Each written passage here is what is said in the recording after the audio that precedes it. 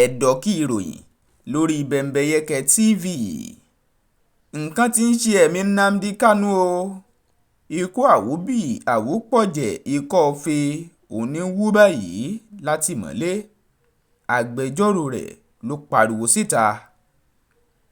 Ọ̀kan lára àwọn agbẹjọ́rò adarí ikọ̀ tó ń pè fún ìlú olómìnira ti Biafra, Nnamdi Kanu, ìyẹn agbẹjọ́rò Aloy Ejimakor, òun ló ti kọ sójú òpó Twitter rẹ̀ níbi tó ti ké gbàjarè síta wípé ẹ̀mí Nnamdi Kanu ò dè mọ́ o, àti wípé ń ṣe ló ń wúkọ́ Awupoje látìmọ́lé àjọ DSS tó wà.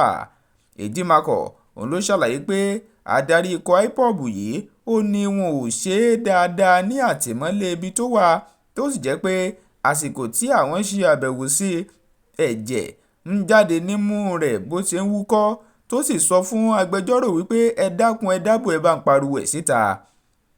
Gẹ́gẹ́ bí wọ́n ṣe ṣàlàyé, agbẹjọ́rò Mandela òun ló ṣàbẹ̀wò pẹ̀lú Onyedu sí ọ̀dọ̀ Nnamdi Kanu ní ọ̀dọ̀ àjọ DSS tó wà níbẹ̀ gan ni wọ́n ti máa ṣírí ọ̀rọ̀ yìí.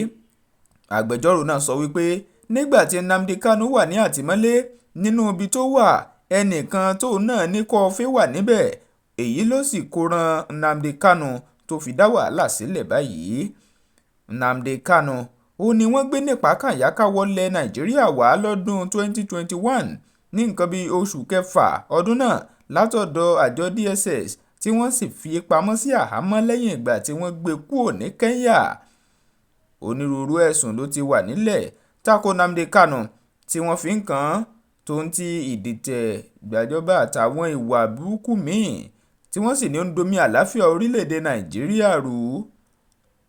Títí gbogbo àsìkò tá a fi ń kóròyìn jọ, àwọn agbẹjọ́rò náà ni wọ́n pariwo sójú òpó ayélujára Twitter tí wọ́n sì ń wí pé ẹ̀mí Nnamdi Kanu ò dè mọ́ o. Àwọn tètè ń pariwo tantan, ikọ́ tó mẹ́jẹ̀ jáde òní ń wú lásìkò yìí. Olúwatóbilọ́ba Fásùgbà ló káròyìn fún Bembeyeke TV. Ẹ subscribe, ẹ tẹ notification bell option all, ẹ share ẹ̀ fáwọn ẹlòmíì kí wọ́n lè mọ̀ tó ń lọ nígboro ayé.